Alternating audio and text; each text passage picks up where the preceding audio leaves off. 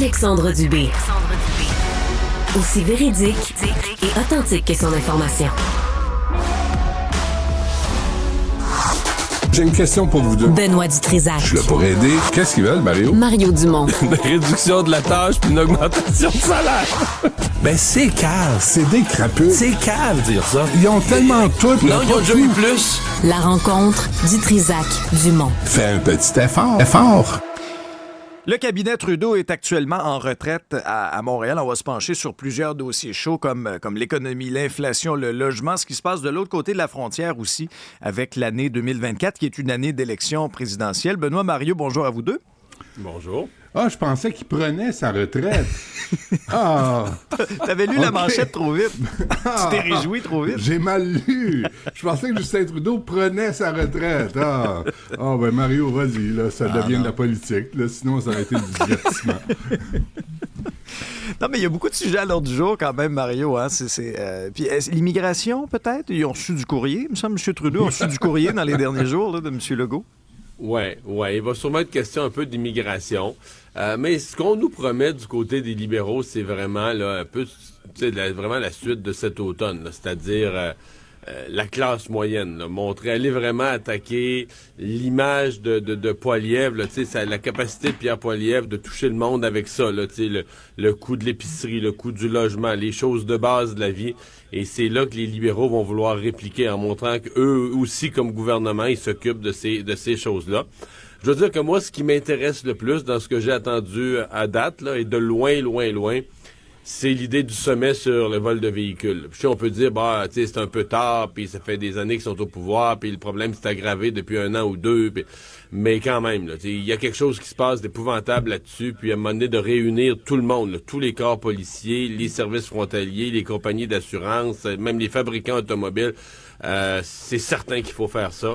Et moi, c'est de loin l'affaire, parce que ça, c'est un fléau, c'est concret, puis tant mieux s'ils s'en occupent. Mais qu'est-ce qu'ils savent pas déjà? Les compagnies d'assurance savent ce qui se passe. Les services de police connaissent les réseaux de voleurs.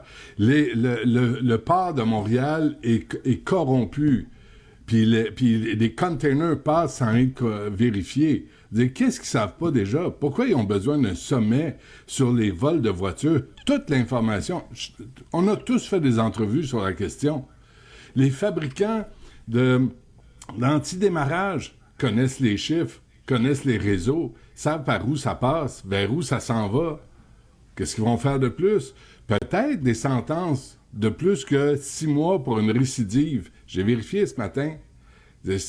Si tu risques rien quand tu voles un char, si tu risques rien quand tu fais partie d'une gang de crapules, pourquoi t'en empêcher? Pourquoi te priver? Fait que t'embarques, tu prends une chance, puis les conséquences sont légères. Fait que ça vaut la peine. Puis comment ils utilisent des jeunes, des mineurs pour voler des véhicules? Alors, c'est quoi les conséquences aux adultes? Rien. Fait que là, Justin va aller pleurnicher avec tous les services de police, les services frontaliers, les compagnies d'assurance, en sachant très bien qu'on connaît la façon de procéder, on sait où les véhicules s'en vont, on sait par où ils passent, mais il n'y a pas de conséquences quand tu te fais pogner. Je sais pas. Moi, je pose juste la question ce matin, là. Non, mais t'as raison que la sévérité des sentences fait partie de la discussion. Là-dessus, le gouvernement Trudeau n'a pas un excellent bilan. Mais je dis juste que moi, on a toujours peur que ces affaires-là servent à rien, là, puis qu'on placote. Mais disons, un sommet sur le vol de véhicules, je voyais ça, puis je me disais, pour une fois, on est dans quelque chose de concret. Bon, puis il est pas dans 18 mois, là, il est dans 2 semaines. Il est le 8 février. Fait que moi, je levais mon chapeau à ça. Quelque chose d'utile. Écoute, en espérant, évidemment, que comme dit Benoît, ce qui va ressortir, ce qu'ils connaissent, ce qui est nécessaire à faire, qu'ils vont les poser, les gestes après. Là. Vous avez peut-être vu en fin de semaine passer des images en provenance de l'Italie, dans un port du sud de l'Italie.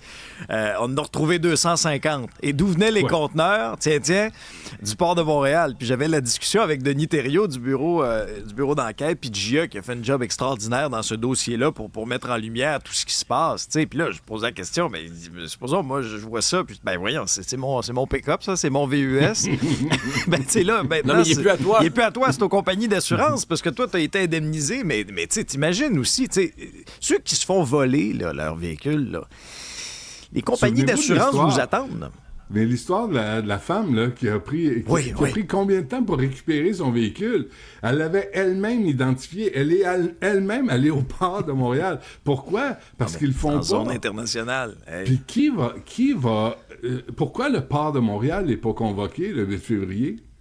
Ben, j'espère qu'il va être là. Faut qu'il soit il va là. être à l'honneur. Il Benoît, va être à dors l'honneur. tranquille, le port de Montréal va être à l'honneur dans les discussions. J'espère qu'ils vont oreilles les vont convoquer. sciller. Là, mais... Hein? C'est comme on disait, les oreilles. On parle de moi, les oreilles scillent. Mais sacramouille, à ma connaissance, ils sont pas là. Ils devraient être les premiers responsables et se dire comment ça se fait qu'on est capable de... Tu sais, tu passes aux douanes à Trudeau, là, puis si t'as un saucisson dans tes valises, là, ils te fouillent, ils te mettent tout nu, ils te mettent à l'amende. Là, tu passes des voitures dans les containers sur des camions qui passent au port de Montréal, et je l'ai pas vu, je ne sais pas.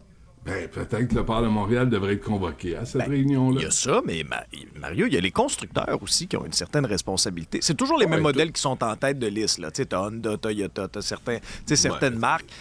Pourquoi il n'y a pas moyen de facile à resserrer voler, ça? la clé électronique. Non, il y a plein de questions. Mais j'aurais le goût de dire à Benoît, encore une fois, Montréal sera à l'honneur. Montréal à l'avant-scène. Avez-vous vu ça sur Amazon? Amazon, là, ils te vendent pour 17 piastres, là, un bidule. Tu colles ça sur une télécommande de voiture, puis ils téléchargent tout le signal. Et avec ce bidule-là, là, moi, je vais n'importe où dans un restaurant, je pogne une voiture, je pogne une télécommande, je la colle dessus, puis après, je peux partir avec la voiture. Ah, 17 piastres. c'est fou. C'est rendu fou. Moi, je suis un peu J'en ai moins commandé, stressé. là, puis j'ai distribué à toute ma gang. Tu les revends? Tu les revends dans le quartier ici. Il paraît qu'au 45-45 Frontenac, il va y avoir bien des chars dans le stationnement, là, puis des voitures de luxe. Ah oui, non, c'est ça. Là. Les animateurs vedettes. Moi, je dors sur mes deux oreilles parce que j'ai une voiture électrique. Puis ça, ils en veulent pas dans des pays. Ils savent pas trop comment ça marche. Puis ils sont pas équipés pour faire fonctionner le sable, ça. ça marche pas. Non, c'est ça, le sable, ça marche moins bien. Mais juste pour finir là-dessus, là, la retraite, là, effectivement, moi, je me suis noté reality check. Je sais pas comment dire ça en français, mais bravo à Pierre Poilievre d'avoir mis dans un coin le gouvernement Trudeau pour le ramener à la réalité, puis le ramener du pays des licornes, puis dire, il y a des gens, là, les commerçants, ils doivent rembourser le prêt pour la COVID. Les commerçants sont pognés à gorge. Les gens sont pognés à gorge avec l'inflation. La crise du logement a pogné à gorge. Peut-être un lien avec l'immigration. Hey, réveille, Justin. Ouais, ils vont travailler. C'est une retraite, c'est une occasion de travailler. Ils vont travailler fort. Continuer de travailler fort. Ah oui, t'es déjà en train d'écrire la réponse. Ben non, mais ces mots-là sont dans tous les discours de Justin la Trudeau. retraite. Ouais, c'est ça. Pendant ce temps-là, on va surveiller cette semaine ces primaires qui se poursuivent aux États-Unis. Ça va être dans le New Hampshire. Et là, quand même, grosse nouvelle. Ron DeSantis, qui a annoncé, Mario, se retirer, suspendre sa campagne, se retire de la course, donne son appui à Donald Trump. Il était très, très loin dans les intentions de vote. Est-ce que c'était la bonne décision, selon toi? Rendu là, il allait perdre de toute façon, mais est-ce que c'est la bonne décision? Trump l'insulte, lui et sa conjointe, depuis des mois. Est-ce que c'est la bonne décision de se rallier à lui? Ou est-ce que c'est être une mauviette, mais réaliste politiquement, qui se dit, si je veux avoir une carrière, je me rallie au plus fort, puis je me bouche le nez, puis je fais semblant. Mais il n'est pas le premier. Ils ont été plusieurs à faire ça, là, Ted Cruz avant lui. Ah oui. Fait que c'est un peu ridicule. Maintenant, c'est un pas de plus vers le couronnement de Donald Trump. Là. C'est ça qu'il faut voir ce matin. Là. Mais ça, Mario, là, un peu de moelle épinière de la part de tous ces opposants à Donald Trump qui arrivent la queue entre les jambes puis disent « Ah, Donald, peux-tu avoir un petit câlin? Ah, Donald, je vais me coller sur toi, je vais peut-être avoir une carrière politique. » Au lieu de dire « Hey, sais-tu quoi? Peut-être tu gagnes là, mais moi, je vais revenir parce que j'ai 45 ans, toi, t'en as 77, puis t'es vers la voie de sortie. Moi, ma carrière commence, puis c'est pas vrai que je vais me mettre à genoux devant Donald Trump pour avoir une carrière, parce qu'il y a toute une frange du Parti républicain qui en a assez, là, de Donald Trump. Ça veut pas dire que, il passe à 51-52% dans l'Iowa, ça veut pas dire que la population en général veut Donald Trump.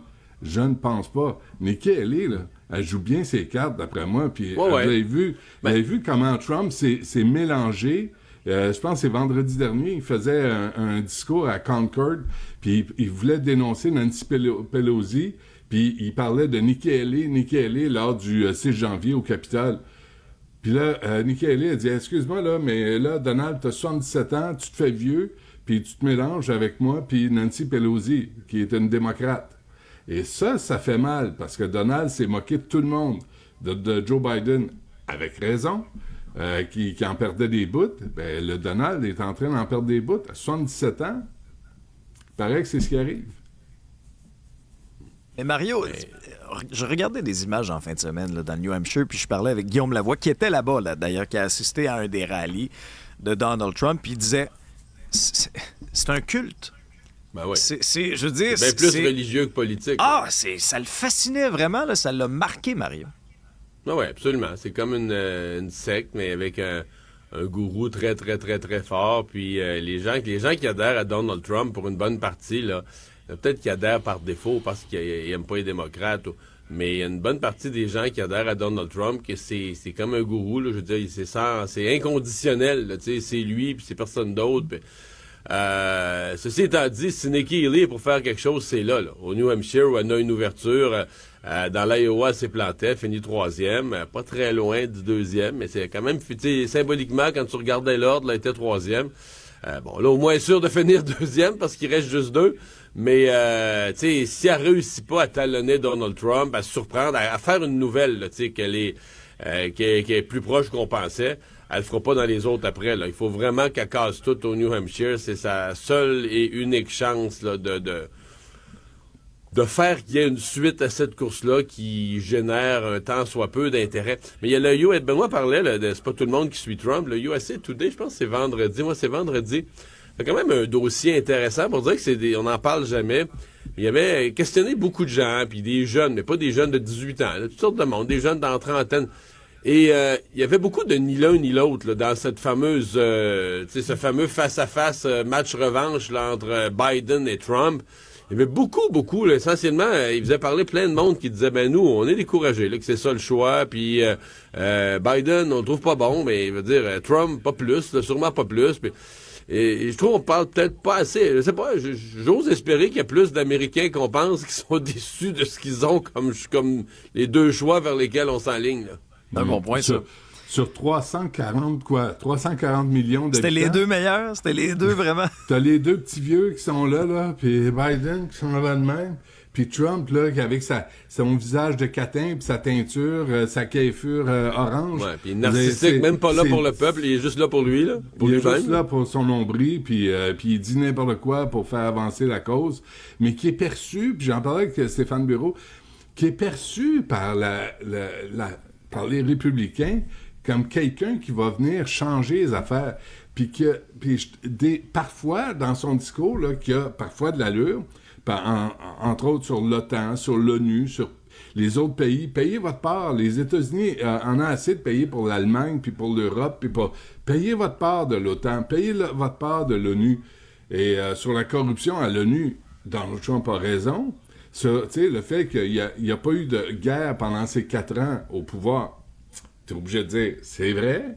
Fait que c'est pas tout blanc, tout noir. C'est juste, ça serait le fun des fois de pas avoir CNN ou Fox News pour comprendre ce qui se passe aux États-Unis, d'avoir des médias entre les deux qui sont pas partisans, qui font juste présenter la nouvelle.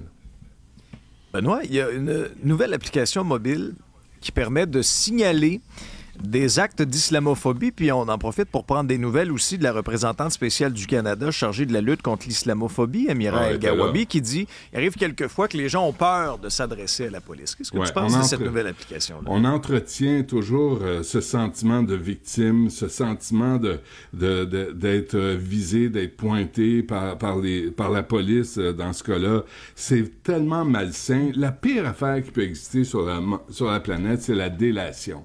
La délation, t'es un mauvais conducteur, t'es un mauvais coiffeur, t'as mauvaise haleine. Tu sais, tu peux te venger de n'importe qui, tu peux saboter la réputation de n'importe qui sur des allégations.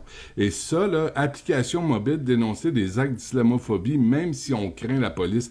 Radio-Canada embarque dans le jeu, même si on craint la police. Première affaire que tu fais quand tu arrives au Canada ou au Québec, apprends que la police n'est pas politisée. Tu sors de ton pays, sors de ta culture, viens-t'en ici, puis comprends où tu viens d'arriver, puis ça arrive pas. Puis là, t'as El Gawabi qui dit « Oh, vous avez raison, la police, là, faut s'en méfier. » Elle entretient ce sentiment de victime dans la communauté musulmane. C'est scandaleux. Et l'autre tata, là, avec sa retraite, là, avec ses amis du Parti libéral, ça fait partie des affaires dont les Canadiens et les Québécois sont écœurés de ça. Écœuré. Et ça, c'est dangereux. Application mobile, là, Alexandre Dubé m'a fait un doigt d'honneur, c'est un islamophobe, ça peut déraper, ça peut être n'importe quoi, et c'est même dangereux pour les médias. Non, mais moi, je retiens de ce que dit Benoît, qu'une officière de l'État, nommée par le premier ministre, encourage indirectement des nouveaux arrivants à penser qu'ici, il ne faut pas se fier à la police. Hey, c'est quelque chose, alors que là. certains peuvent arriver de pays où, effectivement, là, la police est à faire attention, ou la police est corrompue, ou la police est un biais religieux. Mais ici, ça veut pas dire que la police est parfaite, fait pas d'erreur. Mais je veux dire, tu peux pas ici dire qu'il faut se méfier de la police parce que du point de vue religieux, la police est campée à telle place ou telle autre. C'est absolument pas vrai. Puis il n'y a pas d'officiers publics qui devraient véhiculer ces thèses-là. Mais surtout fausses et dangereuses. Mais surtout après les manifestations auxquelles on a assisté, surtout après avoir vu la police de Toronto apporter des beignes puis du café à des pro-Hamas ou des anti-israéliens, surtout dans le contexte qu'on vient de connaître, là, qui occupe les centres-villes de Toronto, de Vancouver, de Calgary, de Montréal, d'Halifax, et là, tu entretiens encore le discours victimaire. Vous êtes une victime, on vous déteste, méfiez-vous, repliez-vous sur votre communauté, ne vous ouvrez pas sur la société d'accueil. C'est dégueulasse. Hein? Puis que El Gawabi soit... Là, elle est présente. C'est drôle, hein? T'as cherche dans les médias, t'as cherche pour lui poser des questions, t'as cherche pour dénoncer les actes, les coups de feu sur les écoles juives. Avez-vous entendu, vous autres? Pas fort. Mais là, elle est là. On parlait un peu de sport. Je sais pas vous autres, moi j'étais devant ma télévision à TVA Sport pour assister au début de Patrick Roy comme entraîneur-chef des Highlanders de New York. Il y a plusieurs personnes qui ont été surpris par cette nouvelle-là en fin de semaine. Hein? Mais Benoît, moi je suis tellement content. J'aurais aimé voir, moi, Patrick Roy, bon, à l'époque derrière le banc du Canadien, j'aurais aimé ça le voir derrière le banc des Sénateurs. Mais ça a dormi au gaz. Lou Lamoriello, le bon vieux Lou Lamoriello, le fin renard. Ouais. C'est lui qui ramène Patrick Roy dans la LNH. Puis c'est un retour attendu puis mérité à part ça. OK, je veux pas être méchant, là, mais moi, toute la fin de semaine, je me suis dit, pourquoi il n'est pas à Montréal, Patrick Roy? Martin Saint-Louis, là, je suis désolé, c'est un grand joueur, mais c'est un coach médiocre. Puis samedi, je commence à regarder le match. Le Canadien 1-0. J'ai autre chose à faire. Je reviens 3-2, 4-3. Je regarde le lendemain matin 9-4. Ah oui, mais la chaîne a débarqué en troisième. Ah, la chaîne a débarqué. Mais c'est parce que Martin Saint-Louis, là, c'est lui le coach. Puis c'est lui qui a le vélo, là. Puis si la chaîne a débarqué, ben c'est lui le mécanicien de la chaîne. Puis à un moment donné, je suis désolé, mais il n'a jamais coaché de sa vie. C'est le Canadien de Montréal, l'équivalent des Yankees de New York. Souvenez-vous de la publicité avec Bo Jackson dans les années 90 qui portait les uniformes des grandes équipes de différents sports. Quand il a mis le chandail de hockey, il a mis le chandail du Canadien de Montréal. Puis là, tu arrives avec un Pee-wee comme coach, puis celui qui aurait dû nous amener à Montréal, qui aurait fouetté ces paresseux millionnaires, c'est Patrick Roy. Mais on n'est pas avec Martin Saint-Louis qui a de la misère à faire 3 phrases de suite. Puis Patrick Roy a gagné avec les Remparts, il était avec l'Avalanche, il a fait ses preuves, mais le Canadien de Montréal, lui, non, on n'en veut pas. Ça, moi, c'est pour ça que je regarde plus le hockey, je regarde plus le Canadien. Nos amis journalistes sportifs l'ont quand même pas vu venir, celle-là. Tu sais, ça fait je sais pas combien d'années, il y a toujours des rumeurs sur Patrick Roy, Mais Benoît parlait du bon vieux Lou Lamoriello qui va te dire que celle-là, il a gardé... Si on parlait de poker, là, il a gardé les cartes, il a gardé son jeu proche de lui. Pas de rumeur, rien qui a circulé, puis bang, c'est une nomination. J'en ai sincèrement que j'avais, moi, pas du tout... même, sincèrement, je n'étais même pas au courant là, que les Islanders étaient en problème avec leur entraîneur. Ça, peut-être, je suis pas ça d'assez près, probablement. Là. Mais enfin, écoute... Il se passe toujours quelque chose. Moi, je me mets dans la peau des fans des Islanders. Je les comprends d'être si heureux parce que tu sais, c'est une équipe, c'est un peu la deuxième équipe à New York derrière les Rangers. Tout à coup, ils deviennent une équipe que tout le monde va surveiller. Puis bon, ils ont gagné leur premier match contre une puissance, mais c'est juste un match. Mais quand même, on dirait que tu sais qu'avec Patrick Roy, il va se passer quelque chose. Mais c'est symbolique, parce que j'ai vérifié. Martin Saint-Louis, son premier match à Montréal, devinez quoi? Il avait perdu? Il a perdu. Oh, ouais. Tu sais, Patrick Roy arrive, premier match avec les Islanders, il gagne. Ça veut rien dire pour le reste de la saison. Ouais. Mais disons que ça augure mieux que de commencer avec une défaite. Quand Martin Saint-Louis est arrivé à Montréal, là, je sais pas, je pense que le Canadien avait 8 victoires depuis le début. Il en gagnait pas. Ça allait mal. En désespoir. Il gagnait pas souvent. Mais c'était beau de le voir aller, Patrick Roy, même juste à l'entraînement. Vous avez vu les images. Ouais. Il patinait plus que ses joueurs. Puis des coups de bâton sur la glace, puis un bord, puis de l'autre, puis derrière le banc aussi. C'est un entraîneur qui parle à ses joueurs, qui est direct. Puis Benoît, juste te dire comme ça, là, toi, tu ne pourrais pas travailler pour Lou Lamoriello. Tu penses? À cause de ta barbe. Ah oui, il demande de raser la face. Oh que oui, pour les joueurs et pour les entraîneurs aussi. Je t'informe de quelque chose, Alexandre. Au salaire qu'il paye, je peux me raser la tête. Tu peux tout raser, me intégral. raser les jambes. Tout, je peux je prendre un bain de neat, puis sortir de là, pas un poil sur le corps. Si c'est pourquoi 5-10 millions, ça va me faire plaisir. Benoît, Mario, merci à vous deux. Salut.